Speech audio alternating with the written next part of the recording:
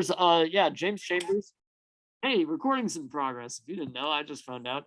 But anyway, James Chambers is, as we said, director of Faith That Overflows. We met James through, at least I did, through connection with Nick, and there were service together in former years on campus ministry. James works with churches of a variety of backgrounds, working to build in them a culture of outreach evangelism throughout their church's ministry. So without any further ado, James, if you take it away. You're still muted, James. Yep. Thanks so much for the invitation, Chris. Nick, did you want to say anything or open up with anything? Yeah, just to let the other guys on the call know how I got connected to James. James and I worked together before I was ever in pastoral ministry. I worked in InterVarsity Christian Fellowship, which was campus ministry that intentionally sought out campuses where there wasn't a whole lot of ministry happening to students, and we would plant chapters, grow chapters. For me, I was working in international student ministry to start, reaching international students at the University of Illinois in Urbana-Champaign. And then I moved up to the Chicago area and worked in multi-ethnic student ministry at the University of Illinois, Chicago. And James and I joined InterVarsity staff at the same time. We went through training together. But one of his great gifts and passions was helping people who are reluctant when it comes to sharing their faith grow in confidence. And become more passionate about reaching those who don't yet know Jesus. What I also love about James's approach is he kind of ties evangelism and discipleship together. Sometimes I think we set those as a dichotomy, saying you evangelize people to a point and then they make a decision and then now you're discipling them. And James kind of breaks that whole thing down and says, Jesus is always discipling everybody wherever they are in terms of their relationship with him. And I think that also created a lot of freedom. So as I worked with students, James would often come in to kind of help cast vision for that, grant training for that. And now that he's kind of started his own organization, he's done a lot of great work with churches that are having a hard time getting some of their people off dead center when it comes to growing in confidence and reaching out to others with the good news of Jesus. So he was saying, are there people in your church body who might want to hear from me, maybe take advantage of what we can offer? And I said, sure, why don't I connect them to Chris and then we'll see where it goes from there. And here we are kind of having a conversation about that. So yeah, I would say, James, this is your show, man. So why don't you share a little bit about your heart and talk with these guys about maybe some ways you can come alongside them. Yeah, thank you all so much again for the invitation. Nick, thank you also for opening the door to meet Chris.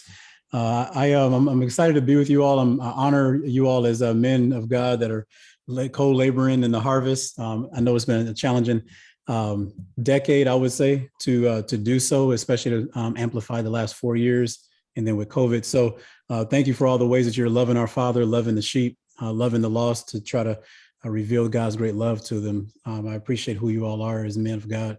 And as Nick shared, my heart, my passion is reaching people who don't know our Father's love yet. And I stumbled into that 19 years old, wasn't expecting to follow Jesus at all. And he came to me and just revealed his great love to me when I was a college student, and then became a missionary for several years. My wife and I've served in InterVarsity for about 16 years. And now, as Nick has said, we started a Faith That Overflows back in 2011, because a lot of churches were asking us how we were bearing so much fruit on the college campuses, and in two regards. One, that they didn't think that younger people wanted to know Jesus and didn't think it was possible. So they were asking us, how are you all bearing fruit evangelistically? Because they were hearing a lot of people were coming to Christ. And then secondly, around that millennial age group, they were also concerned with what they were seeing in their churches, but then also wanting to figure out how they can crack the nut of postmodernism and the millennial generation. And so these are two primary programs or trainings that we take pastors through. One is how to create a culture of outreach that is sustainable. You're going to hear me talk about why I talk about sustainability as opposed to many other manifestations of evangelism that you can do and that we do. But a culture of outreach that is sustainable. But then secondly, how to reach millennials who are unchurched, and then to disciple them to become ministry leaders. So these are two separate programs, two separate cohorts that we walk pastors through The first is the reason most of you are on this call. The second, many bishops, many leaders of districts and jurisdictions that we work with in denominations are looking about 15 years down the road in their denominations, and they're asking, will we be around if we don't reach the next generation? But not only if we don't reach them, but if we don't develop them to be ministry leaders who can plant new churches or take over existing churches as certain pastors are retiring. So these are two things that are really dear to my heart. If you all want to dialogue around any of those, I'm obviously going to share about the culture of outreach. But if you want to dialogue around the reach millennials and developing younger people in postmodernism to be ministry leaders, by all means, reach out to me by email. I'll put all my information in the chat in a moment. We can talk about that. So I'm going to share my screen in a moment. But before I do, I want to just hear a little bit about what brought you all to this call. Many things you could be doing with your morning. And so when you hear this invitation to discuss outreach in your church, what brings you here? What are you looking for? Why is this something that you feel like you want to talk about today?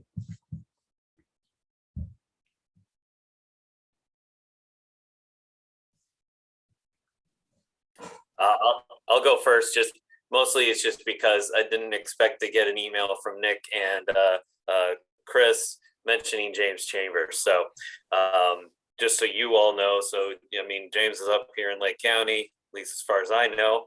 We never see each other, but we know each other a lot. Are you at Sign of the Dove right now? I'm at Christ Church now. No, but I was trying to guess the room. But anyways,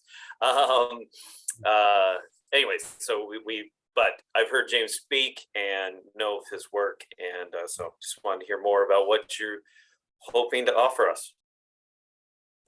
I'll jump in really quick because I've had the honor of being introduced to James, getting to know him a little bit through Nick. I guess I have concern in my role for district that I run into churches that have kind of a sense of institutional desperation. That there's this hope that we're going to reach more people so that our churches survive. And I'd love to. I speak into that time and again with congregations, say no. If we're looking at those that don't know Christ as those who are going to help us keep our church alive, we've got it in reverse order. We have something that keeps them alive. We have the gospel. Amen. We have the most important thing to share. They need us, and our Lord will use us. And so I think that just getting the opportunity to hear from a ministry that seeks to equip congregations in that direction. I just wanted to give some of our pastors the opportunity to see that and to see if in our Lutheran context, if this is something that we could connect to. Thanks, Chris. What are some other questions y'all are coming with? We are a congregation that is trying to equip people to be the church in the community, and having those spiritual conversations is not something that our church body has historically equipped our people to do. So we're good at preaching and teaching, but we're not good at the spiritual conversation, with the people that we encounter in our life. So I'm always looking for ways to try to better equip and model that for our congregation so that they can be the church in the community, rather than trying to be the people inviting them to the church on the corner, if you will. That's great. And what that's, as you say that, sir, like one of the things that I see just in this last year and a half, it's if churches can, I was sounding this alarm like last spring for all the people in our cohort. I was saying, look, guys, we're about to come into the greatest opportunity for people to talk about spiritual things in a very long time and may never see again in our lifetime. Don't put your head in the sand.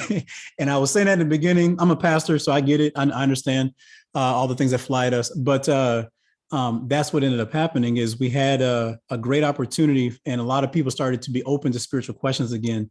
And so if we can equip our people who are out with them and don't need to bring them to us to do it, we can see some great wins. So I'm glad to hear you all thinking that way, Eric.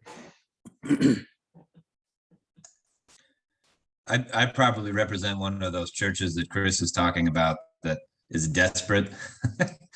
But in, I guess, a better way of looking at things, our situation is that the community we're in has changed drastically. We've had our long-standing Lutheran demographic have all moved mostly to Indiana, and the people that have moved into our area from closer to the city, Chicago, are just different culturally. and we're having a hard time being successful in engaging them as our new community. Yeah, So we're looking for help to do that. praise God.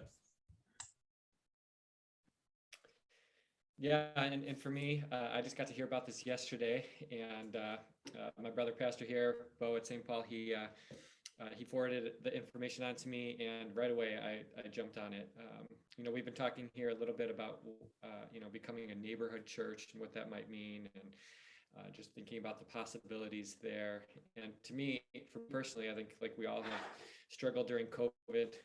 This is kind of a fresh start and an opportunity to kind of get back on track with some habits personally that I want to have in regards to evangelism and sharing the gospel, and then for our church too. So and then hearing you talk about that model of sustainability just really piqued my interest too, and I'm looking forward to hearing more about that. Yeah. Well, yeah, thank you all for sharing. And again, as I speak, yes, I'm a director of an organization, but I'm a pastor also. So I get what it's like on the ground, real time. And so as I share these things, I share these with the context of senior pastor, busy, overseeing everything, values everything in the kingdom, have everybody pulling on us for their own personal agendas and whatnot in the local church. And the question becomes is how do we reach people that are outside of our church when everything within our church is vying for our attention? So everything I'm going to share is going to be from that vantage point and from that lens. And so as I go to share this, I'm going to also refer to other manifestations of evangelism that I've done in the past, and as to why, whenever I train a local church that wants sustainability, why I go to this model. I'm going to share just a little bit about my background and about kind of just who I am and what I do. So mentioned being a missionary. I'm also an evangelism director for a multi-site church that's about 2,500 people. But then I'm a pastor of a church, a pastor in a church with about 150 people. So I get both contexts very well. I'm also a consultant for many seminaries, but to give you a sense that I kind of know the range of evangelism. I'm not saying I'm going to lead you in this for this, but to give you a sense of it, we've been a part of big city blitzes like Revive Texas, where we gathered 360 churches over a 50-day period, and basically equip the body to go out into their jobs, to the parks, their schools, the public place. We didn't bring people to a church to hear the gospel. We equipped the body to go and share the gospel.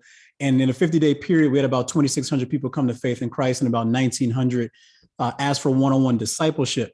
I say that because in order to do something like that, you have to have a lot of different manifestations of evangelism. You have to have evangelism training for the body. You have to have a system of evangelism for citywide proclamation. You have to have a certain budget. You have to have a certain amount of time commitment from the pastors. So I understand all of that piece as well. I'm not going to share that with you today, but I want you to understand that there are different modes of evangelism. All of them work. All of them are available to us by the grace of God. And what we're going to be looking at is helping you to identify what your strong suits are. We're going to look at ways to be able to get evangelism on the radar of your leadership, your elders, your volunteers. And then we're going to look at ways to be able to, again, answer this final question. How do we sustain all of that? So this example in Revive Texas was just a way to get this on the radar of the churches in Texas. We were like, look, you all saying you want to do evangelism, you're not moving, that's fine, that's great. So let's do something real big and real strong just to convict your heart, to let you see that it's possible, to give you hope. And then let's follow up on the back end of that with something that's sustainable. And so I just wanted to share that with you, that to broaden the way we think and talk about some of these things. But I want to just share some of the opportunity that's available. And now these stats obviously come before COVID, all right? But I think that these stats have gone and increased and shot up since COVID, though I don't have any statistical data for it. But 78% of people say they are open to a spiritual conversation, even if they disagree with people from a different religious background. And that's pretty encouraging to me, that 8 out of 10 people are willing to talk, just discuss spirituality and religious things, even if they know you're coming from a different place.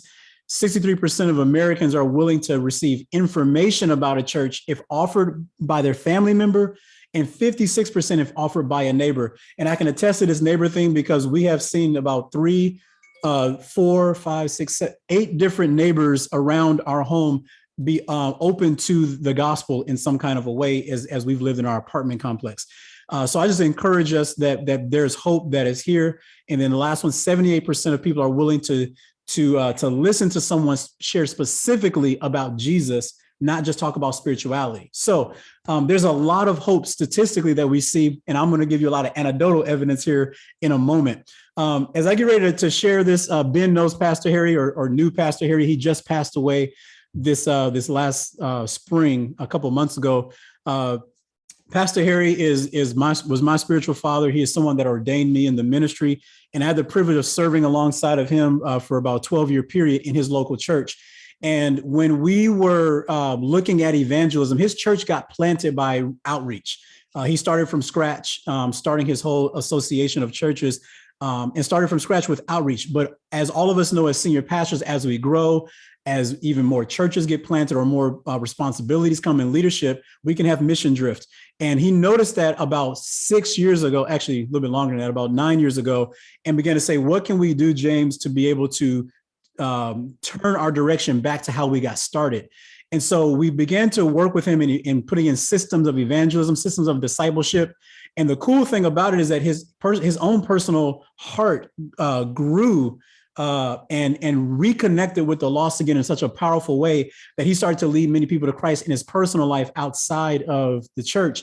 But then this started to spill over into his other outreaches. He has 5 churches in America and in several in Africa. And these churches in Africa started to catch the vision and just began to blow up and started to plant churches like crazy. And they planted 107 churches in the last 12 years.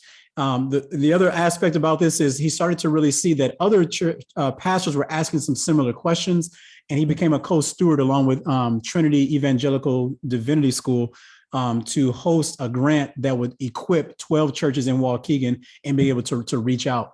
So I just want to let you all know, like, no matter where you started, no matter the history or narrative of your church, there's a way to pivot. There's a way to go back to some of our roots that maybe we started with when we first became pastors, or even where our churches first got started and planted. What I'm going to do is I'm going to share a couple different millennial mysteries, not millennials, I'm used to saying millennials, outreach mysteries with you all. And the way we'll do this is I'm going to share these 3 outreach mysteries and then be able to break down why these lead to a culture of outreach. So the first outreach mystery that I want to just share with you is that outreach is only time consuming when you don't play to your strengths. Outreach is only time consuming when you don't play to your strengths. The reason this is important is when you do not play to your strengths, you always end up having to start from scratch with new programs, new budgets, and then also having to train your people in something new that don't fit your current culture. And what we want to talk about today is how do we identify through principles, not through in-a-box canned evangelism strategies, but through sharing principles, ways to get you to think about your current church culture, what you already do well, what's already prospering within the local body. And then we're going to look at ways that you can now also do this towards the lost. The other reason this is important is when you play your strengths, it's just simply fun, man. And joy is a key to sustaining outreach. You're going to find out very soon, if you don't already know, I'm an evangelist by gifting from Jesus Christ. And even myself as an evangelist, I go through extreme ups and downs emotionally, motivation to want to do it, not do it, depression, etc. And I'm an evangelist. So being an evangelist doesn't make me like a robot. I have to find ways to remain joyful and nurture joy in evangelism. And one of the ways that we can do this as a local church, as a senior pastor, is to play to your strengths. So what is involved in playing to your strengths? There's a principle that we will share called the 2-degree rule. Some of this training is going to come from Organic Outreach, which is my good friend Kevin Harney piloted a lot of different training ideas and materials in Indiana. And then we, along with Ed Stetzer at the Billy Graham Center, Kevin's ministry, Dr. Rick Richardson's ministry, all these different ministries have been toying around and playing with these concepts. And so this is one concept that comes from him, the 2-degree rule. This is a way to play to your strengths. What you end up doing is you identify what you already do well in serving the believers in your church, and then you take those exact same programs and strategies, those services, and you turn them out a couple degrees to do them towards the community, those who are not a part of a local body yet. So let me tell you some stories about what this looks like. This is my good friend, Christine Mion, had the privilege of training her church. She served as a counseling director in her church. So basically, her church became really known for free counseling services, whether it was divorce care, suicide, mental illness, cancer, whatever might have happened in their life. And they would call this center to get resourcing in that area. Sometimes the church would do the counseling. Sometimes the church would refer them out. So the way that we trained this particular church was, look, you all have an amazing counseling center. How about we 2-degree this out to the community? You all do this well for your body. Let's do it now for the community. So we began to put out some little things like Google ads or little canvassing, little things you could do in newspapers, phone numbers out on Google, and people started calling in. And then what we did was we trained Christine in how to not just do the professional conversation of, hi, how's it going? How are you feeling emotionally right now? Let's get you connected to a resource. We started to give her a couple little questions she can ask. Hey, how can I pray for you? Do you have a spiritual background you come from? Would you be open to spiritual care as well? And through these kinds of little tweaks, she started to introduce about 3 to 4 people to Jesus Christ almost quarterly. And that was just through incoming traffic through her call center, basically. So this is an example of a 2-degree rule in action. Another example of a 2-degree rule in action is from Siler Thomas. He's a youth pastor, and he has something called Compass, which is basically his confirmation class. He's in a community that has a lot of people who were Lutheran, people who were Catholic back in the day. They were maybe baptized as an infant, and maybe they've just been disconnected. He's in a very wealthy community. So maybe they've been disconnected because, money and career and just pursuing life's joys in that way kind of distracted them. So while he was already doing confirmation for his kids in his church, we started to say, hey, what could it look like for you to connect with some of these Catholic families or Lutheran families or Presbyterian families that have this in their history? God's been working in their life. His work of grace has been there. His fingerprints are all over their life, but maybe it's been dormant. Maybe they're asleep. What if you can connect with them and invite their children through your confirmation class? So he started doing that, and some cool things started happening. Not only did the children's faith get awoken, but the children started to actually awaken the parents. And he has so many stories of parents coming to church now because their kid got awakened. And just this last year, they had about 16 teens go through their confirmation class and get confirmed. And God's been doing amazing things over the last 3 years, seeing more and more families get connected. So this is joyful for Siler because it didn't take more energy. It didn't take a whole lot of more training. They already had Compass, and all they did was 2-degree it out, turn it out to the community. And this is an example of what happens when joy, when you play to your strengths, how joy can be nurtured because it's not draining you of energy, it's giving you life. So that's outreach mystery number 1. Outreach mystery number 2 is asking 2 simple questions each month can lead to a great awakening in your community. Asking just 2 simple questions each month can lead to a great awakening in your community. Why is this important? This is important because the questions that we ask our leaders, our elders, our staff, those who volunteer with us, these questions dictate the direction that our ministries go. So if I'm asking in staff meeting, what was the attendance? What was the offering? That's going to communicate and direct what we're going to be focused on. We're going to be focused on trying to get more butts in the seats, so to speak. We're going to be focused on trying to grow the budget. But if I'm starting to ask other questions, maybe around who are you praying for who's unchurched? Or who are you reaching out to who maybe has a dormant faith that maybe you can awaken by God's grace? I'm going to start to communicate different values because the questions that we ask indirectly communicate the values, the priorities, and the mission of all of our ministry departments and all of our local churches. So this is why questions are very important. And then the last reason is questions can create curiosity of what's possible and also conviction that we need to pivot. So when I go to ask questions to my staff or to my volunteer base around discipleship, around evangelism, I probably get something on their radar for the first time. For many of us, we've seen this before where we have many volunteers or believers in our congregations that don't actually know that God can use them to reach people. Maybe they think they need to bring them to Pastor Ben or to Father Nick or whoever. Like, so as we start to ask these questions around who they're reaching out to, who they're praying for, something happens in their mind that expands their imagination, their possibilities. This is what happened for me personally. I thought that only my bishop was the one that could lead people to Jesus or do things spiritual. I thought my role as a young teenager, young 19-year-old was just to try not to sin too much on the way to Sunday. And I didn't do that very well. So how could God ever use me to reach people?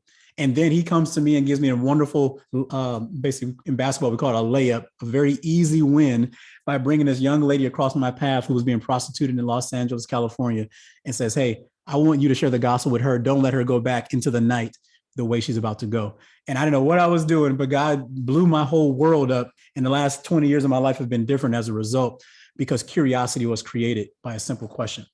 And so I encourage you all, as we get ready to go into this, the questions that we ask will communicate the values, the priorities, and the direction of our ministries.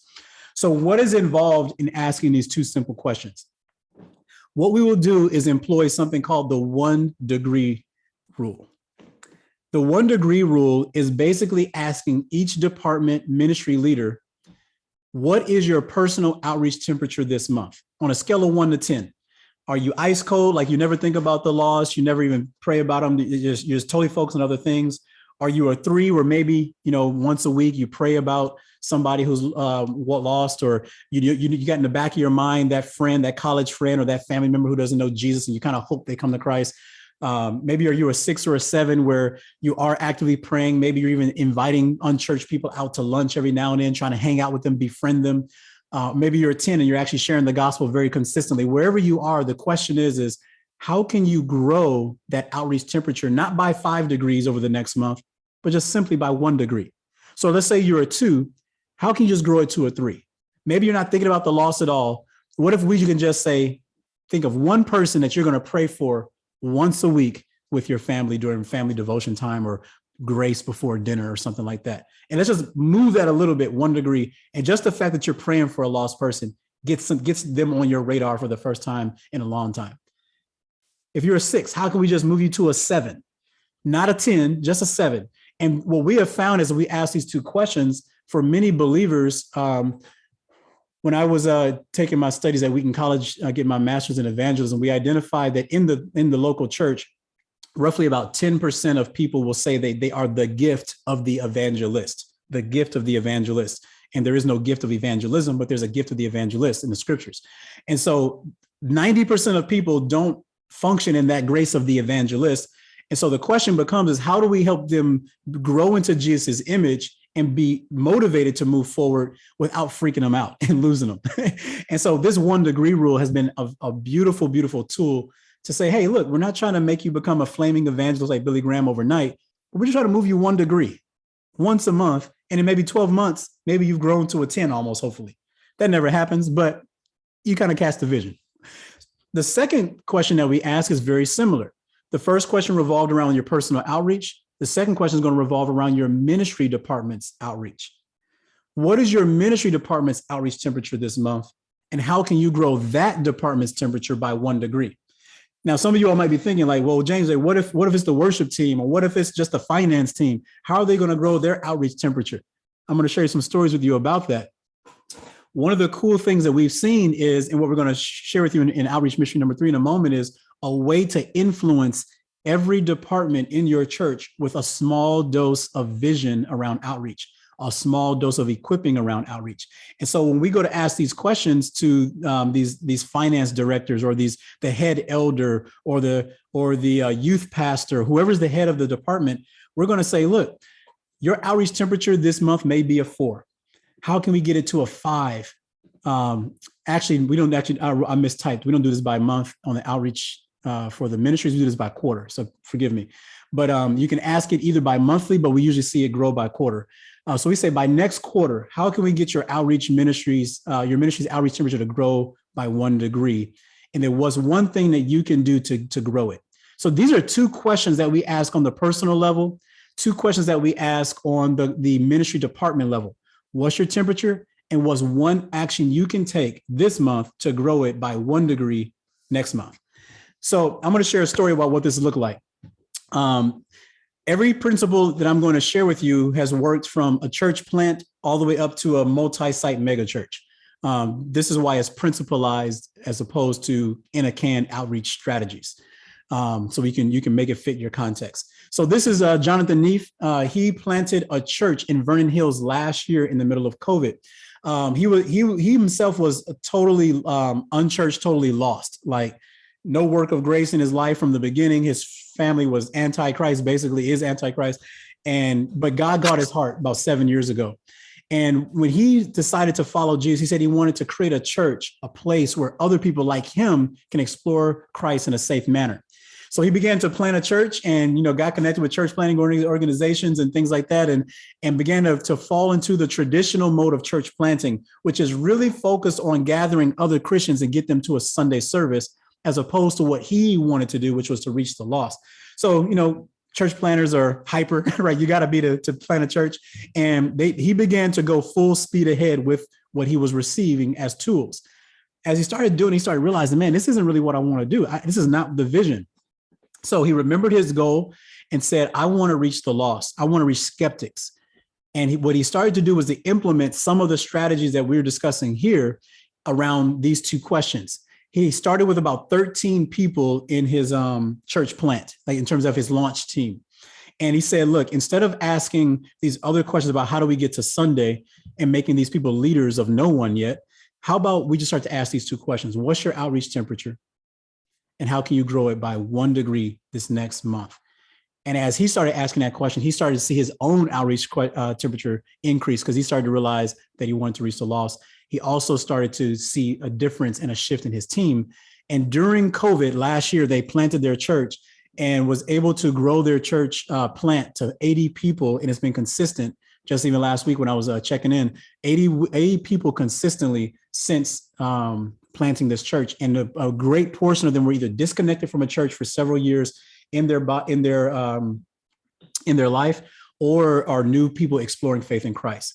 And he's in a very multi-ethnic city in Vernon Hills, a lot of Indians, a lot of Hindu, Muslims, Caucasian, African-American, Latino, immigrants from Mexico. So he's in a beautiful, beautiful environment. So this is an example of what asking just two simple questions was able to do for a church planter who you would think in the beginning won't have mission drift, but all of us get mission drift because we all have so many things flying at us in terms of tools and resources, but also we have a lot of ambition and energy, and we just start sprinting sometimes and forget why we're sprinting.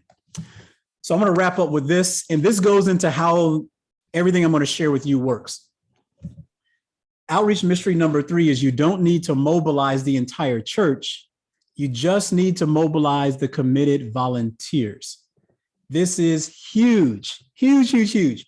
When I shared that story earlier about Texas, we were trying to mobilize the entire church. Whenever I've done evangelism training, a pastor will say, hey, James, we want to grow in witness and in outreach. Come and do like a class or come do some kind of evangelism retreat or conference for us. It's always focused on mobilizing every believer to see their role in the kingdom as following the Great Commission and making disciples. The reason this is important and why you don't need to mobilize the entire church is this. When you mobilize the entire church, you will constantly start and restart initiatives because it's not a part of the culture yet. You will be trying to pour new wine into an old wineskin. How many of us have ever tried to start Alpha before? And how long did Alpha last? How many times did you relaunch Alpha since you've been in your tenure as a pastor? How many of us have tried to relaunch evangelistic small groups? Or try to do, what was that big citywide initiative that we all did a couple years ago here in Chicago? What was it called? Explore God. Explore God, right? Yeah. So like, how many of us have done Explore God and then needed to relaunch Explore God again, right? There's nothing wrong with any of these programs. They all work. The only problem is that those programs are wine. They are not the wine skin. So when you pour those programs into your existing culture, they don't stick long term. So the question has to become is how do we create a culture, a new wineskin that can host whatever manifestation of evangelism that I want to employ in my local body? the strengths that we have in our body. The second reason this is important is when you only mobilize the entire church, you may throw a wet blanket on the fire of outreach, and you will incorrectly conclude that such and such outreach doesn't really work. What do I mean by that? There are pockets of fire somewhere in your church. I believe that by God's grace that he is always sending out laborers into the harvest in his local assemblies.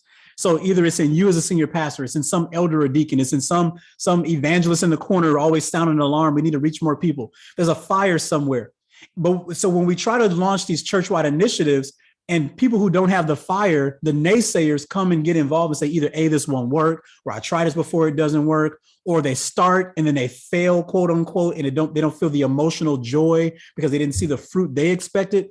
The church leadership tends to say, okay, well, let's just put that in the corner somewhere so we don't lose everybody. And what happens is the fire of God's grace can get snuffed out. It's called grieving the Holy Spirit.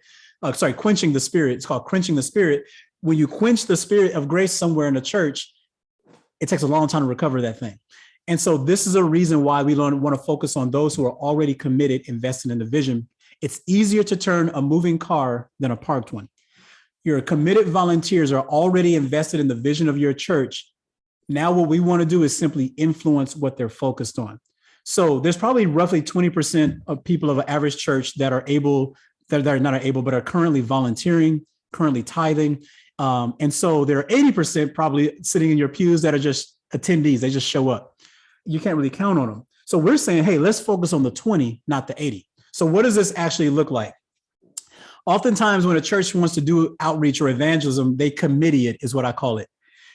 All of these are examples of different committees or departments or ministries in a local church. You got worship, you got the youth department, the elders and deacons, the men's ministry, women's ministry.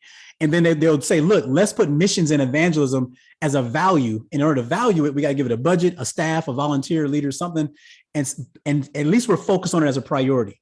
But what happens is this momentum gets isolated on the side of the church. It doesn't permeate or saturate all of the other ministries, which has the 20% of volunteers that are serving in men's and women's ministries. You have servers that are volunteering in the worship team, servers that are volunteering as deacons and elders, in the youth department as youth leaders. How are we going to influence them if it's isolated over here in this committee of evangelism?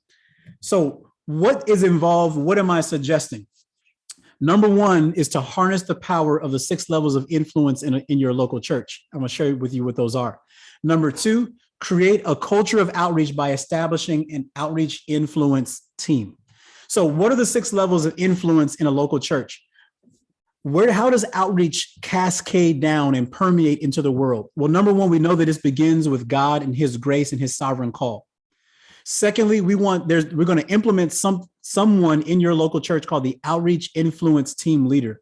The outreach influence team leader does not do evangelism. They influence the leaders of your different departments in outreach. And I'm going to talk about how that looks in a minute. The third level is the outreach influence team. This is where the rubber meets the road.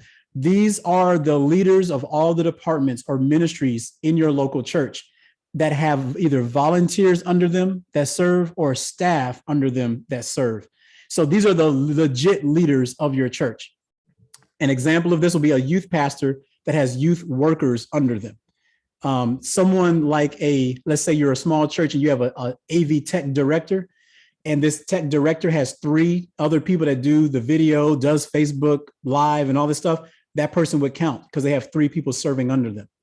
A person that would not count would be, let me make up somebody, let's say like a secretary. Let's say she's fielding all the administration for the church, but has no one that serves under her. She can influence no one.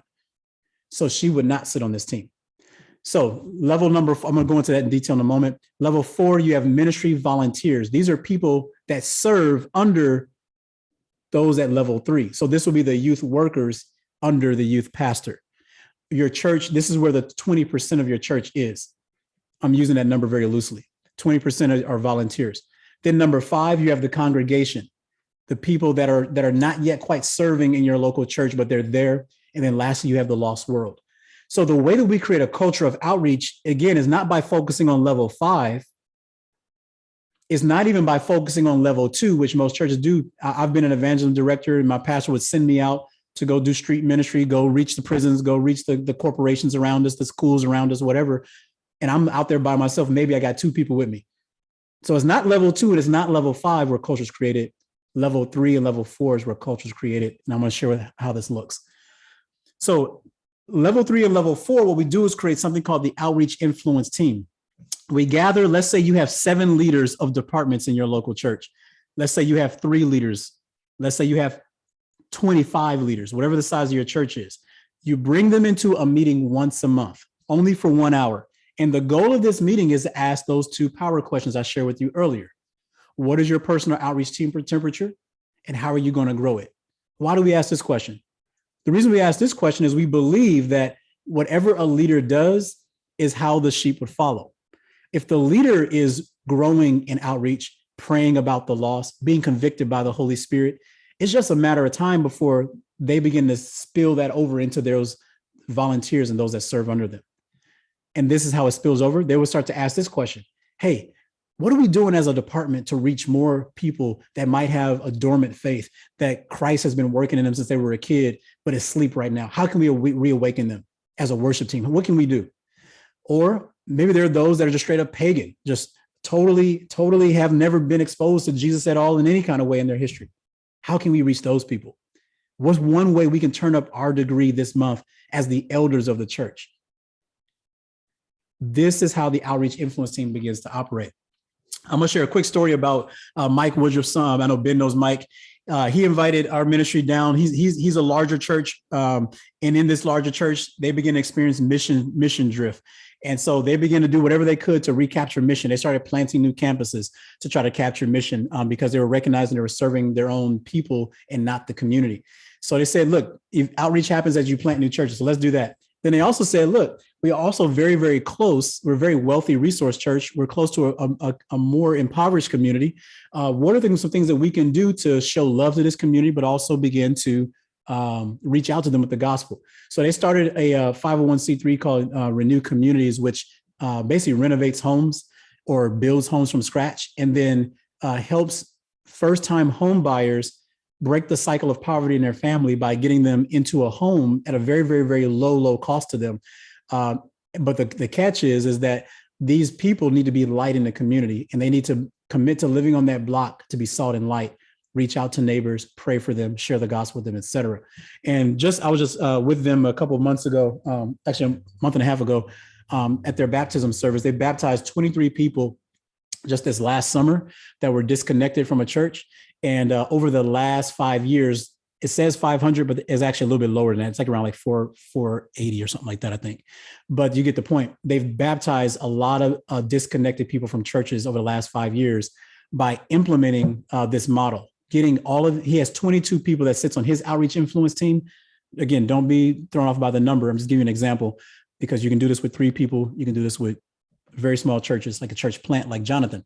But they've baptized a lot of people because they started to get focused on outreach again. So what does the outreach influence team look like? It looks like every department having an outreach priority. It doesn't mean they stop worshiping if they're worship team or stop doing finance if they're the finance team. We just ask those 2 simple questions. Hey, finance director, who are you praying for?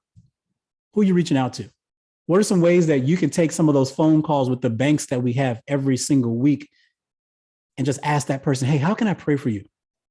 How can you use what you're already doing in finance? And because you're connected to our vendors, you're connected to our subcontractors, our electricians, they're lost probably. Their faith is dormant probably.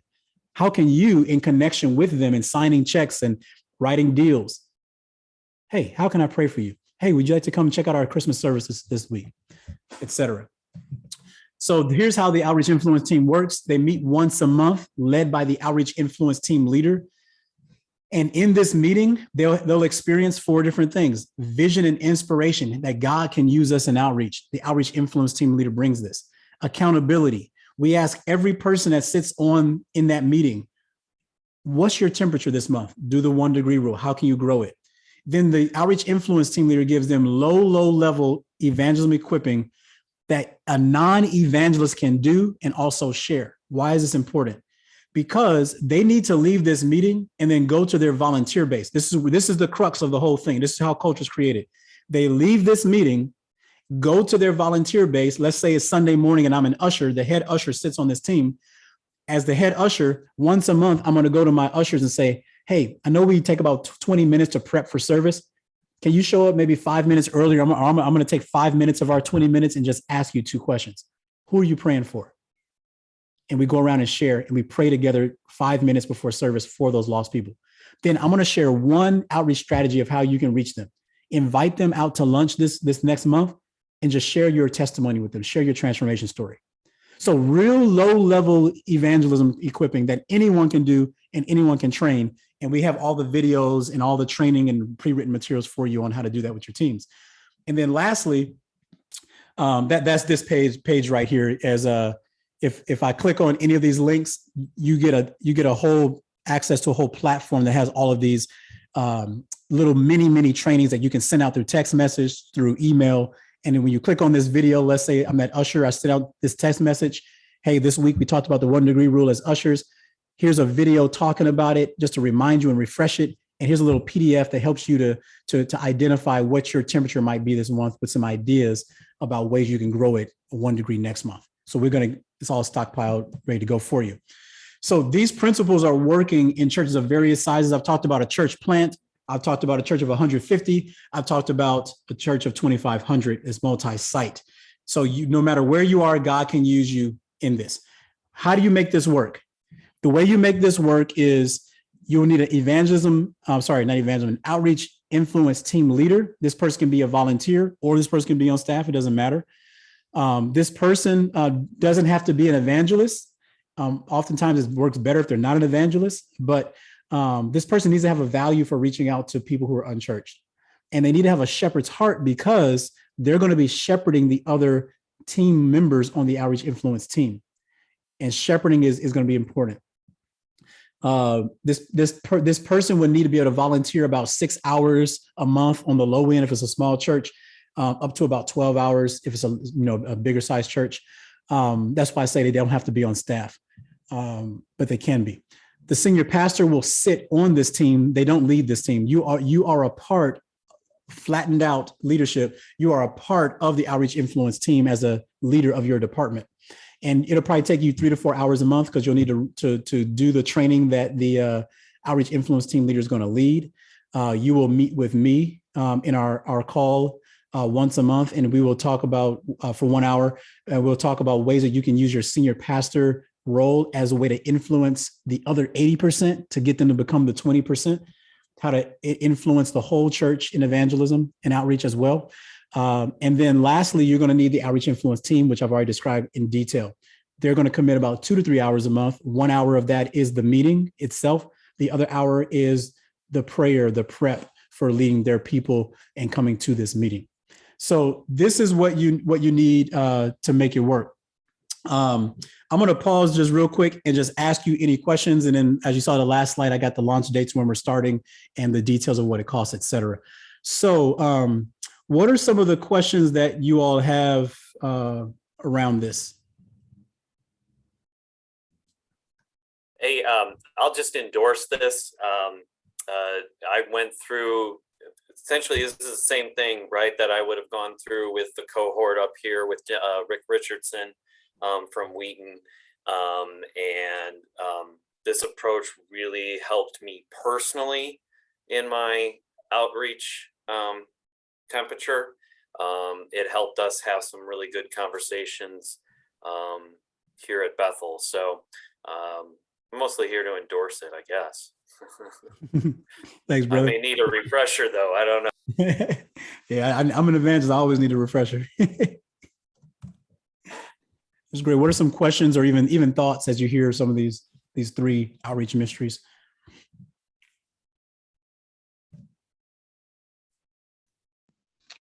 I thought it was well presented, makes a lot of sense, sort of the typical stereotypical traps, especially the 6, I don't know if it was 6 levels or 6 steps, but you typically focus on maybe that staff member, or you focus on, the whole congregation rather than sort of the leaders of your ministry area. I thought that was helpful imagery to influence culture. Thank you. So James, I guess I have a question. Like, what you know, in setting this up in a congregational ministry, what are some of like the nut and bolt challenges that you've encountered for like, you know, is it a matter of crossing that threshold of fear of connecting to someone new with regard to the faith, or what are some of the major like challenges that you've seen that you've also seen then congregations break through? Could you give us like an example of that? That's a really good question. So I said this in a different way around the wineskin idea. The biggest challenge for a congregation is the reason it's hard for a normal believer in a pew to move to become outreach oriented and become like Christ in this way is the whole culture of our churches oftentimes reinforce something different. An example. So in average churches, outreach budget is 4% to the lost, which means 96% of the money is going to serve current believers, which looks like programs for believers, events for believers, staffing to take care of the believers. And then that translates into the ministry volunteer hours. So the ministry volunteer hours go into serving the believers in the house, not serving the community or the lost. So when I come up, pastors always bring me to speak at their church on Sunday. And I say, yeah, I can do that, but it's not going to work. And I'm all about speaking. I'm all about rah-rah. I'm an evangelist. Of course, that's what I do. But I always say, look, we can do this. They're going to get excited for 10 seconds. And then in a month, it's going to be like I was never here. But we can have me speak, and then we can put in the next step of caring and nurturing the momentum over the next quarter. And then over this next quarter, you start to give them small little things that reinforce what we shared by, and this is usually discussion and meetings around culture, discussion and meetings around who we are and our DNA, not even so much as like going out to reach the lost yet, though that we also do that too. And then from there, something gets on their radar that says, oh, this is what Christ has wanted for our church, for his church, the church. And here's where we are now. What are some things that we might need to implement to shift and pivot to go the other direction and make sure that we're not just serving the believers only? So to answer your question, the number one thing is whenever I motivate a congregation, they go back into an environment that is unknowingly demotivating them, indirectly communicating that this church is for you and about you. We don't mean that when we're leading. I'm a pastor, I get it. We don't mean that, but that's what we're indirectly communicating. So I will just start and just answer with that one, number one. I found that the conversation about the 2 degrees really helped some of our conversations with our leaders, just to be thinking in terms of even just the physical plant, right? Like getting our property guys to think, if we changed just a little bit, how would that help us be more connected to the community or more open to the community? I mean, that's not even getting out to the place of having the evangelistic conversation about Jesus, but they were starting to think in terms of even their area affected how much Bethel was thinking about outreach. So Wow. That was really helpful. Yeah. That's great. I'll just take one more question and then I'll share the next step, and then we can let you all get going. Any other questions that you all might have or thoughts around this?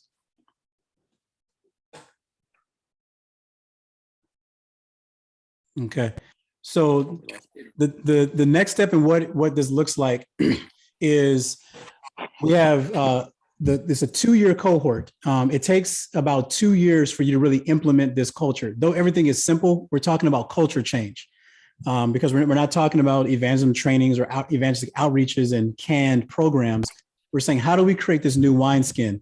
It usually takes about roughly 2 years, what we have seen, to get this culture shift mentally into your leaders and into your volunteers. And so what we do is we meet once a month for 1 hour. The senior pastors will meet with me. The outreach influence team leader will meet with me for 1 hour. And then you all go back and implement this into your church. And our platform has all of the meetings prepackaged. You don't have to think about what you're doing when you're leading these meetings. Everything is literally written out completely. All you do is open it up, read it, and say, okay, I ask this question now. I read this chapter in this book now, etc. And we're going to be launching, the next sessions are going to be coming up here in mid-October, October 18th. It'll be the third Wednesdays or the third Thursdays at 1 p.m. And so if that's something you want to be involved in, you can email me, james@faiththatoverflows.com, or call me 847-231-2096. So that's basically what I have to share with you as a next step. You all can feel free to ask me any questions, either on this call now, or feel free to email me if you have any other questions. Well, James, I appreciate it. I know we've lost a couple of our brothers here. One might have been through technical problems. It looked like Peter just froze and then disappeared. But I want to thank you as well. This was a great first step for us. I know we've got about 3 or 4 other brothers that again would like to see this recorded because they just weren't able to make it this morning. But and then for our pastors, for John, for Ben, and for other pastors, on the financial side of things of that, if you wanted to engage with this service, and we're looking for a financial path forward. If you didn't have it, talk to me and let me see what I can figure out how I can help with too on that one. The last thing I'd want is to have a congregation feel like they want to take an intentional step toward developing their outreach environment but feel like they were just hamstrung because they didn't have the money. So let's figure that one out. So yeah, thank you. And thank you, Chris, for allowing me to speak to your district and that you serve, and just appreciate and honor all the work you all are doing. Thank you all so much. Well, it's a first step. So so James, any other last comment? Or John, you got No, something? thank you. I was just gonna say thank you. I actually gotta go. So All right. Yeah. So can I just close with the blessing? Yeah, yes, please. Only last comment that I would have is if, as I mentioned, if you all are interested in the other program on Reach Millennials, just go to reachmillennialsnow.com. It has 2 L's and 2 N's in millennials, reachmillennialsnow.com. And that focuses on developing a leadership pipeline to be able to expand your existing ministries. All right, James, thank you so much. We'll close with the blessing. The grace of our Lord Jesus Christ and the love of God the Father and the fellowship of the Holy Spirit be with us always. Amen. Amen. Thank you, brothers. Thanks for your time.